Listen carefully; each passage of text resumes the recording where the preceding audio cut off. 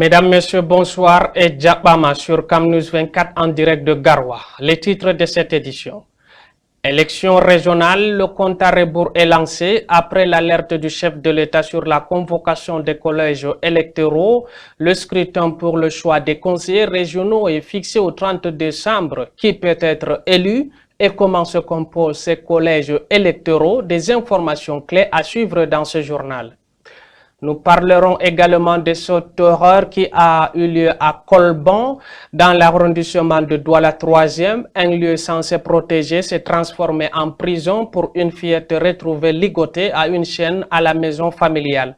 L'affaire sur laquelle la police est déjà intervenue laisse la population sous le choc, attendant des réponses sur le sort de la petite victime. Route Bafak-Kondjok, 53 km de boue, de trous et d'obstacles. Motocyclettes et véhicules bravent chaque jour cette route pénitentiaire. Dans ce 20 heures, découvrez les difficultés quotidiennes qui attendent les usagers. Voilà pour la vitrine de ce soir. On vous dit tout et tout de suite.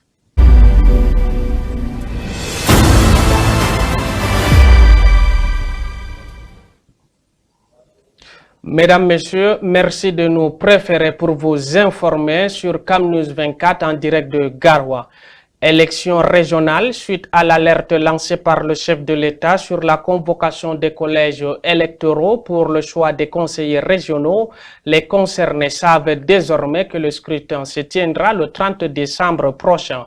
Dans ce dossier, nous vous présenterons les conditions d'éligibilité ainsi que la composition de ces collèges électoraux. Reportage. Les conseillers régionaux sont élus au suffrage universel indirect par deux collèges électoraux distincts. Il y a le collège électoral constitué des conseillers municipaux. Ce collège va procéder à l'élection des représentants des départements pour chaque région. Il y a le collège des chefs traditionnels, qui est constitué de chefs traditionnels de premier, deuxième et troisième degré, régulièrement homologués, qui vont procéder au choix des représentants de commandement traditionnels. Même si au bout de la consultation électorale, ils sont tous des conseillers régionaux, leur statut en interne les distingue. Le conseil régional est constitué de conseillers représentants des délégués départements qui sont élus par les conseillers municipaux, et les conseillers régionaux, représentants du commandement traditionnel, élus par leurs pairs, c'est-à-dire par les chefs traditionnels eux-mêmes. En outre, leur élection se fait à l'issue d'un mode spécifique. D'abord, c'est deux collèges électoraux différents et deux modes de scrutin différents. Ça veut dire que ce système allie le système majoritaire et le système proportionnel. À propos des conditions d'éligibilité, il y a une grande connexité entre celle des conseillers régionaux et celle applicable aux conseillers municipaux. Être de nationalité camerounaise, avoir 23 ans révolus à la date du scrutin entre autres. En ce qui concerne la présidentielle 2025, les postes clés des staffs de campagne sont au cœur de notre feuilleton de la semaine. Ce soir, zoom sur le rôle du porte-parole, ce communicant stratégique qui sert d'intermédiaire entre les médias et le candidat et qui devient en quelque sorte sa voix officielle auprès du public. Le récit de Franck Edvina. Porte-parole, responsable ou directeur de la communication. Les appellations peuvent varier, mais les attributions sont les mêmes. J'élabore les plans stratégiques de communication. Je fais du media training aux candidats. Je fais du proofreading pour tout ce qui est, pour tous les éléments de communication qui doivent sortir de notre QG. Je travaille à la conception des supports de communication également. Je fais du speech writing pour le candidat qui rédige lui-même ses discours. Le porte-parole doit avoir le verbe, mais aussi le sens de l'écoute et du contact pour mieux construire l'image publique du candidat. On a les nouveaux médias aujourd'hui avec les réseaux sociaux qui permettent une meilleure interaction entre les candidats et les électeurs. Il y a même des émissions sur les réseaux sociaux, notamment sur des réseaux comme Facebook ou comme TikTok, qui permettent aux candidats de discuter directement avec ses électeurs. En cas de crise, fake news ou autre urgence liée à la réputation du candidat, le porte-parole doit surfer sur la dynamique médiatique afin de remettre les pendules à l'heure. Nous allons créer un site internet www.ateki2025.com pour faire connaître le candidat. Également sur la page du PAL, sur les réseaux sociaux Twitter, Instagram, LinkedIn, où nous avons, n'est-ce pas, des plateformes qui sont dédiées à faire connaître le candidat. Très souvent professionnel de la communication ou des relations publiques, le porte-parole pèse et sous-pèse l'impact des annonces et autres activités du candidat dans l'univers très sensible des médias. Restons dans la présidentielle et parlons politique. Bello Bouba Maïgari effectue une visite préélectorale dans la région de l'Est.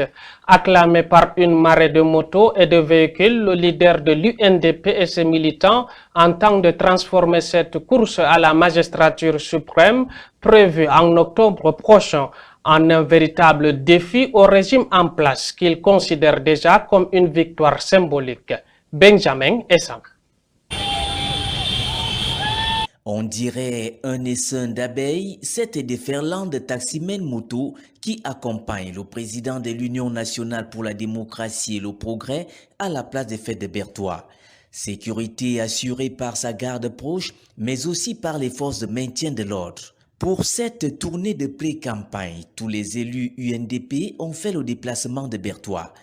L'accueil que j'ai reçu depuis que je suis entré dans la région de l'Est est particulièrement enthousiaste, déterminé et favorable. Je saisis l'occasion de vos différents micros pour remercier une fois de plus tous nos frères et nos sœurs de la région de l'Est. Pour ce meeting populaire, groupes de danse et artistes ont rivalisé d'adresse. Difficile pour Maïgari Bello Bouba d'éviter ce bain de foule avec ses militants et sympathisants d'une région qui incarne la démocratie. La région de l'Est est déterminée à faire prévaloir la démocratie pour que s'instaure désormais le progrès dans notre pays. Et pour la campagne électorale de l'UNDP dans la région de l'Est, elle sera conduite par le maire de Garoua Boulaye, chef d'une coordination régionale de 11 personnes. À mes frères et sœurs de l'Est, de se réveiller, de se mettre debout et d'aller tous aux urnes ce jour du 12 octobre pour pouvoir libérer cette région. Pour cette présidentielle du 12 octobre, Maïgari Bello Bouba mise sur un 100% de participation. Les 100% de participation nous assurera une victoire le 12 octobre. L'UNDP, faut-il le rappeler, contrôle la commune d'arrondissement de Garoua Boulaye dans le département de Lomé-Djerem. Et voilà, mesdames, messieurs, vous êtes sur CamNews 24, horaire à Kelbon, dans l'arrondissement de Douala 3e. Un lieu censé protéger s'est transformé en prison pour une fillette retrouvée ligotée à la maison familiale. Grâce à l'intervention rapide de la police, elle a été secourue et le présumé bourreau placé en détention. Reportage Junior Hossein et Terinana. Âgé de 7 ans, ligoté par sa grande sœur à l'aide de chaînes. Qui t'a attaché comme ça? La vidéo de sa libération de ses fers est devenue virale en un laps de temps. Que s'est-il réellement passé pour que la nommée Ali Merci Ayon soit torturée par sa demi-sœur? Les éléments de réponse, nous allons les rechercher ici au commissariat du 16e arrondissement dans la commune de Douala 3e. Suivant les traces policières, nous prenons l'itinéraire d'une histoire inquiétante qui se raconte dans cette petite maison mal tenue à première vue. Donc elle est partie, elle a vu les enfants du quartier encore de ferrailler. Elle est aussi partie ferrailler avec les enfants, ramasser les choses dans la poubelle, ferrailler avec eux. Et donc, elle a envoyé depuis à 14h, il se faisait à 16h, elle ne rentre pas. Ma cousine, elle dort dehors, elle ne rentre pas à la maison. Le premier jour, elle ne rentre pas. Le deuxième jour, les enfants disent qu'on l'a vue chez une mère là. Elle est chez la mère là, demain chez la mère là. Après, qu'elle a fait 3 jours dehors. Mais ma soeur a voulu fuir, c'est là que ma mère l'a pris, ma mère l'a fouetté. Et ma mère a pris les chaînes avec les cadenas. mais reçu elle. Attachée au fait par la nommée Rochelle Mouti, la victime passera la nuit de lundi coincée entre les chaînes. Ses cris de douleur vont alerter les voisins ici au quartier Colbon. Elle était ligotée là-bas dans la chambre de son père. Elle pleurait, j'ai fait, viens me donner la nourriture, viens me donner l'eau. Photo me dit que père peut guetter dans la chambre de son père. Maintenant, il voit merci, comment elle est attachée. Il ne voit pas sa papa. Maintenant, il comprend que ça va, pardon, viens un peu me donner le me dire, voir comment faire, lui donne l'eau avec le coussin. La présumée bourrelle n'est pas son premier acte de maltraitance. Selon le voisinage, la petite Alice subit fréquemment des actes de violence de sa sœur consanguine. Moi-même, j'ai sauvé sa fille, c'est qu'elle avait attaché en frottant juste le fait à repasser, chauffer pour repasser la petite fille. C'est moi qui est venu supplier avant qu'elle a laissé. Mais là, je vois seulement la joue est de ce côté. Enflée comme ça, comme si elle a le plus d'un. Il demande que, mais tu as eu quoi? Qu'est-ce qui s'est passé? Elle me dit que c'est ma mère qui m'a tapé comme ça. Elle dit que l'enfant là, c'est chaque fois qu'on lui tape. Souvent quand il lui croise en route, elle est en train de pleurer. Merci est retrouvé 24 heures après par la police. Dans cette vidéo, la police parvient à la libérer des chaînes et aussitôt, elle est conduite dans un centre de santé. La situation a poussé la délégation régionale du littoral de la promotion de la femme et de la famille à descendre sur le terrain. Nous suivons l'affaire de très près et nous pensons que d'ici quelques temps, la fin sera plutôt heureuse pour cet enfant. La grande sœur, présumée tortionnaire, est actuellement en garde à vue au commissariat du 16e. Et quand nous quittions les lieux, cette petite voiture grise, de retour de l'hôpital, ramenait la petite Merci au poste de police pour la suite de l'affaire. Poursuivons sur 20h du côté de Bamenda. Une réunion de tontine a tourné au cauchemar lorsqu'une attaque armée a été perpétrée par 3 individus. Une adolescente de 12 ans a perdu la vie dans ce braquage manqué, illustrant une fois de plus la lourde insécurité qui frappe la localité. Voyons tout cela avec Lily Piedjour et Colin Agni. Nouvelle fusillade endeuille la ville de Bamenda. Il était environ 18 h lundi soir lorsque 3 hommes armés font irruption dans une réunion de tontine tenue au quartier Saint-Abold à Couen dans le 3e arrondissement. L'objectif des assaillants, s'emparer des fonds mobilisés au cours de la journée. Mais face à la vigilance et à la réaction rapide des membres présents, chacun réussit à prendre la fuite, mettant en échec les agresseurs. Frustrés, ces derniers ouvrent le feu de manière indiscriminée, sémant la panique dans les environs. Une adolescente de 12 ans, tuée sur le champ, 3 autres personnes grièvement blessées et plusieurs enlèvements signalés. Le nombre exact de disparus reste encore à déterminer. Selon un témoin présent sur les lieux, cette attaque brutale est venue briser un instant de solidarité communautaire.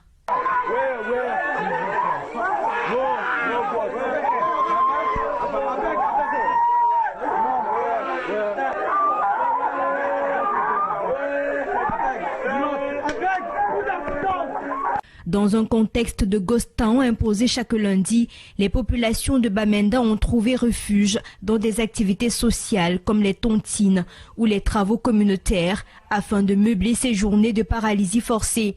Ce qui devrait être un moment de cohésion s'est transformé en scène de violence. Les habitants déplorent la recrudescence des actes de violence. Enlèvements, braquages et tueries deviennent presque quotidiens, plongeant la population dans une angoisse permanente. À l'étranger, 5 personnes ont été blessées, dont une grièvement lors d'une attaque au couteau en plein centre-ville de Marseille, en France, mardi 2 septembre. L'auteur armé de 2 couteaux et d'une matraque venait d'être expulsé de son hôtel avant d'être abattu par la police. Un drame qui a semé la panique au cœur de la ville. Reportage Souman Lipinay. Quartier de Belzins a retrouvé son calme ce matin. Hier, c'est dans cet hôtel que l'assaillant a asséné ses premiers coups de couteau. Contre un client d'abord, puis le gérant et son fils. Blessé au dos, ce dernier a pris la fuite et trouvé refuge dans cette boutique voisine. Il est rentré ici en criant, en courant, oui, c'est ça. Il m'a montré sa blessure, c'est qui? Il m'a dit un client. Voilà. Et il est resté chez moi ici jusqu'à l'arrivée des pompiers. Tout le monde était sous le choc. Sur cette vidéo amateur, on distingue l'assaillant, un Tunisien de 35 ans, et des habitants du quartier tentèrent en vain de le maîtriser.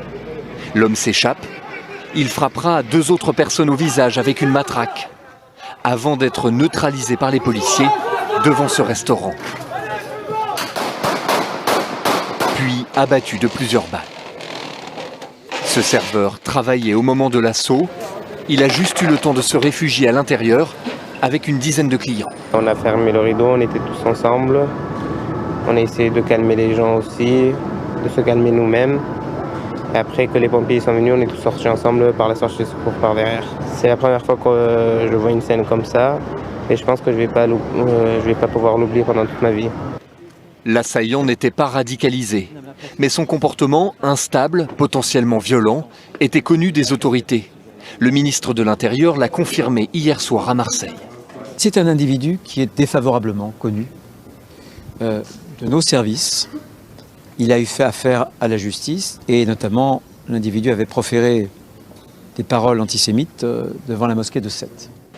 L'enquête se poursuit. Les 5 blessés ont été pris en charge dans les hôpitaux de la ville.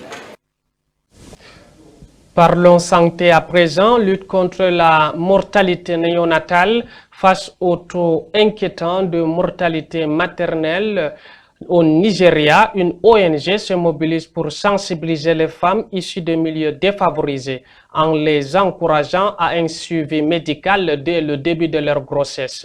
Elle œuvre à prévenir les complications et à sauver des vies. Le récit de Clément Wallers.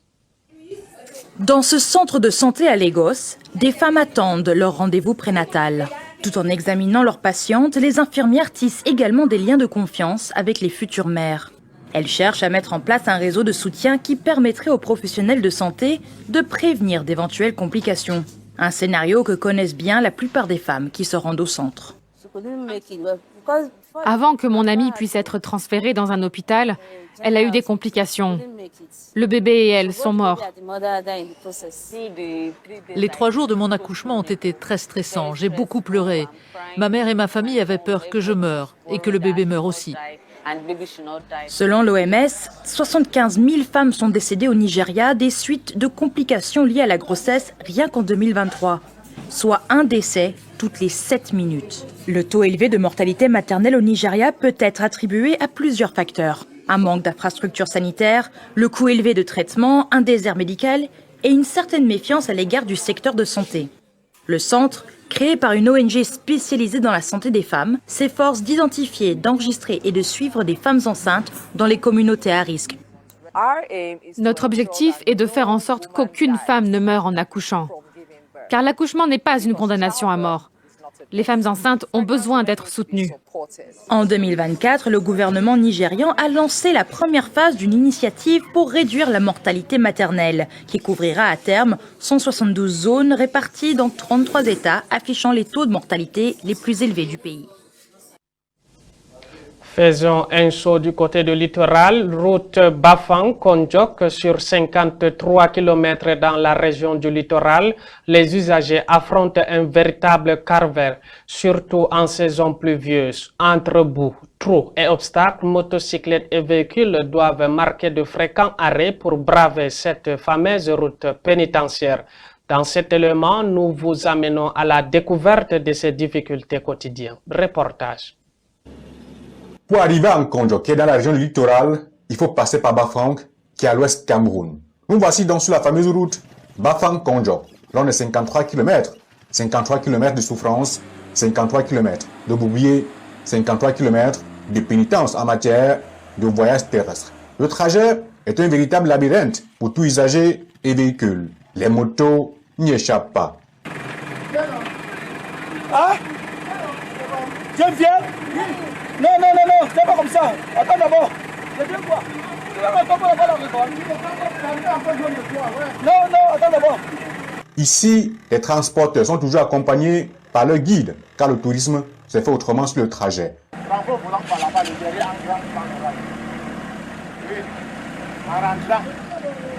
Ouais. Non, je ne vois pas. Je ne vois pas là où tu es.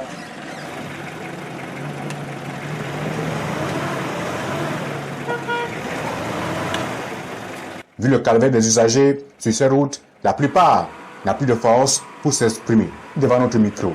Les prix de transport sur le trajet Bafang-Konjo ne sont pas à la portée de tous. 5 000 francs pour s'accrocher sur le véhicule, 10 000 francs place assise à l'intérieur. Pour les motos, c'est 15 000 francs CFA par passager sur un bâchement d'au moins 3 personnes. La durée du trajet, c'est parfois près de 48 heures de temps, chapeauté par les raquettages.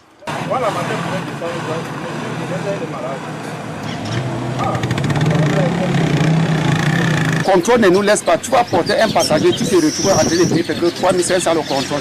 Vous voyez que l'on tourne dans rien. Et le carburant aussi ne nous laisse pas. Nous demandons à la hiérarchie de revoir aussi le problème de contrôle là sur l'axe Konjo-Bafang. Non, les engins ne sont pas à bon état. Donc tu fais seulement un tour, il faut aller au garage et arranger la moto.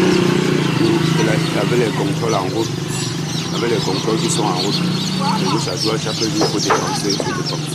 L'arrondissement de Konjo, dans le département d'Unkam, est totalement coupé du reste du pays. Celui qui est rapide prend la moto. Si c'est en cas de maladie, on attache derrière la moto, on monte. Si c'est quelqu'un qui est mort, c'est derrière la moto avec les lattes. Parce que la route ne passe pas. Pas de voiture, pas de ceci. L'état de la route même d'abord. On a oublié, chaque fois on vient là, dès qu'on trace quelques jours, on fuit. On dit que c'est si bon. Nous, on ne sait pas. Sur ces routes, les engins BTP sont cloués au sol, ce qui démontre que le calvaire des populations sur la route Bafang-Konjo est très loin de se terminer. Certains parleront d'un accouchement difficile d'une bonne route dans cette partie du pays. Dans ce 20h, découvrez la formation numérique. Près de 150 personnes ont été formées aux outils digitaux par la chaire UNESCO Access TIC Afrique centrale en Gomedjak dans le Yon-Esso. Le week-end dernier, lors d'une cérémonie honorée par le ministre Grégoire Oona, initiateur de l'activité et élite de la localité, les participants ont reçu leur attestation de fin de formation symbolisant un pas de plus vers l'inclusion numérique dans la région. Michel Renaud. JAP entend davantage cliquer sur le savoir grâce à une jeunesse déterminée qui vient de se frotter aux réalités du numérique. Cette formation m'a permis de réveiller ma mémoire intellectuelle. Ça m'a d'abord permis de savoir les choses que je ne connaissais pas faire en informatique. Nous ne pouvons qu'encourager de telles initiatives et remercier le promoteur et surtout encourager les apprenants. Ces lauréats ont désormais une mission, celle de participer efficacement au développement. Je suis la politique dictée par le président Biya qui veut qu'on place les TIC en première ligne et j'invite toutes les élites de Ngomjap à s'arrimer. La graine du numérique sémée au cours de la remise d'attestation devra porter les fruits de l'entrepreneuriat. Nous avons vu un engouement très important auprès de ces jeunes et femmes et nous sommes d'ailleurs prêts à lancer ici même en Gomedzap une formation diplômante. Le ministre Grégoire Oona, élite de la localité, s'engage d'ailleurs à soutenir d'autres formations au profit des populations du Yon-Esso. Connaissez-vous la différence entre corriger ses erreurs et corriger ses voisins? La première rend plus sage et la seconde rend célèbre pour de mauvaises raisons. Alors restez malin, souriez à la vie et souvenez-vous que parfois un clin d'œil vaut mieux qu'un long discours. Et voilà qui conclut cette édition. Ce week-end, retrouvez Emeline Doudou Amadou aux commandes de votre journal de 20h sur Camnews 24 TV. Suivez toute l'actualité depuis Garoua.